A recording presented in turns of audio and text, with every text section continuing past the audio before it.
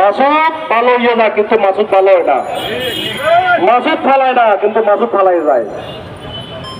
এখন আমি কোনো বক্তা না, বা আমি কোনো রাজনৈতিক দলের নেতা বা কর্মী না। আমি শহীদ জিয়ার একজন আদর্শের সৈনিক ছিলাম। শহীদ প্রেসিডেন্ট জিয়াউর রহমান যেই দিন চট্টগ্রামে নৃশংসভাবে খুন হয়, আমি বীর চট্টলার সন্তান। আমি বীর চট্টলার সন্তান।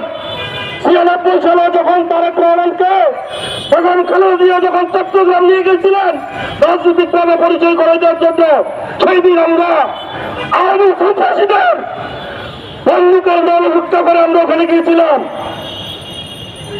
আমি একটা কথা বলতে চাই, আপনারা প্রতি ঈদে আন্দোলন করবেন। আপনারা বিগত 15 বছরে আপনারা কি করেছেন সেটা আমাদের জানা আছে। আপনারা নিজের জানের বয়ে নিজের ইভেন্টকে ভারতের কাছে বিক্রি করে দিয়ে আপনারা ইচ্ছা করলে বেগম খালেদা জিয়া যেই দিন অ্যারেস্ট হয়েছেন, আপনারা ইচ্ছা করলে শহীদ জিয়ার লক্ষ কোটি সৈনিক সেই দিন বেগম খালেদা জিয়াকে নিরাপদ জায়গায় নিয়ে যেতে পারতেন, উনি কারাবরণ করতে হতো না। কিন্তু আপনাদের মতো বেঈমান বিশ্বাসঘাতকদের কারণে উনি নির্যাতিত হয়েছেন, উনি জীবিত থেকে মৃত। আজকে শহীদ প্রেসিডেন্ট জিয়াউর রহমানের 2 সন্তানের ভিতর এক সন্তানকে মেরে ফেলা হয়েছে, আরেক সন্তানকে মারতে মারতে উনি ভাগ্যের জোরে বেঁচে গেছেন।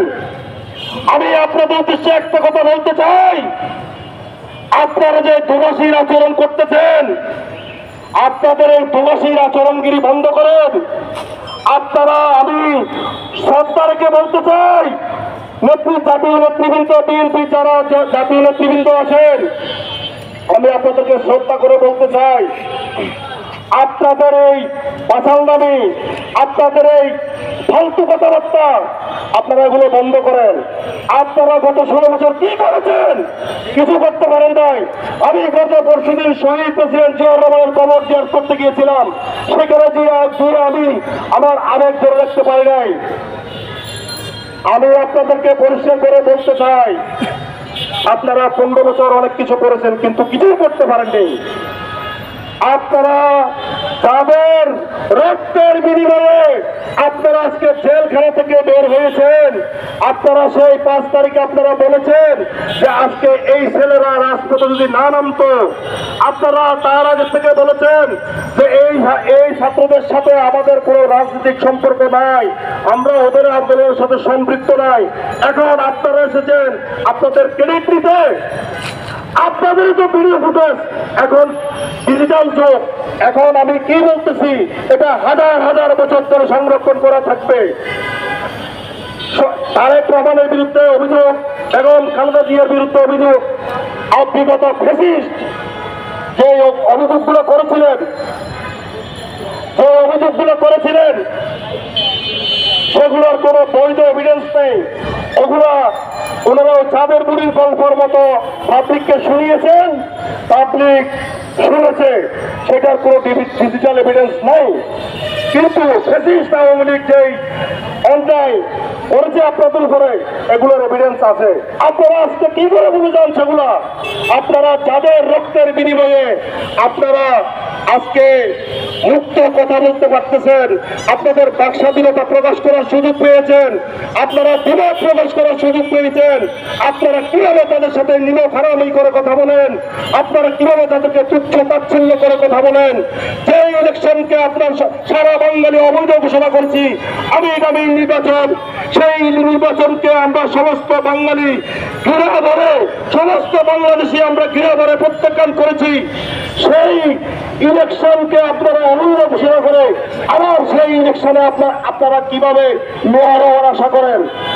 আমি আপনাদের উদ্দেশ্যে একটা কথা বলতে চাই, সেটা হলো একতাই শক্তি, একতাই বল। আপনারা দয়া করে কাদা চুরি করবেন না। স্বৈরাচার কিন্তু উৎপত্তি আছে, সাবেক প্রেসিডেন্ট উৎপত্তি আছে। আমরা সাধারণ জনগণ আমরা রাত্রে ঘুমাই না। আমরা সাধারণ জনগণ সারা রাত্র জেগে থাকি, দেশের খবর নিই, আমরা দেখি কে কোন দিক থেকে কি করতেছে, এগুলো বাংলার মানুষ এখন বুঝে। এখন গ্রামের একজন সাধারণ কৃষক সেও কিন্তু আপনাদের এই নোংরা রাজনীতির খেলাগুলো বুঝে। আমি আপনাদেরকে বলতে চাই, আপনারা দয়া করে এইসব তাদের রাজনীতি পরিহার করুন, সত্যতা নিয়ে আসুন, সত্যভাবে মন খুলে কথা বলুন, সবাই একসাথে আল্লাহর হস্তে দেশের উদ্দেশ্যে কাজ করুন। নিজের পকেটের দিকে ওই ভারতের দালালি না করে, নিজের পকেট ভর্তি করেন না করে দেশের জন্য কিছু করেন। এই হতভাগা বাঙালিকে নতুন করে কিছু দেন, নতুন করে কিছু পাওয়ার আশায়, নতুন বন্দোবস্তের আশায় আমরা সমস্ত বাঙালি, সমস্ত বাংলাদেশি এক হয়ে আন্দোলন করেছিলাম। আপনারা যে ইলেকশনকে অবৈধ ঘোষণা করেছেন, সেই নিজেরা ওটাকে জায়েজ করে আপনারা সমস্ত নগরবাসীকে আপনারা ওদের অধিকার থেকে বঞ্চিত করছেন। আপনারা কি করে আশা করতে পারেন যারা সাধারণ নাগরিক, যারা কোনো রাজনীতি করে না, তারা আপনাদেরকে ক্ষমা করবে? আপনারা কি করে চিন্তা করতে পারেন এগুলা? আপনাদের এই নোংরামি বন্ধ করেন। আপনারা দয়া করে অতি সত্বর আপনাদের ভিতরের মানুষটাকে জাগ্রত করেন, আপনাদের বিয়োগের দ্বার খুলে দেন। আপনারা বর্তমান অন্তর্বর্তীকালীন সরকারকে সহযোগিতা করেন। আপনারা এই আজে বাজে যে কোনো একটা সুতো তাল বাহানা করে আপনারা প্রতিদিন দেশকে অস্থিতিশীল করবেন না।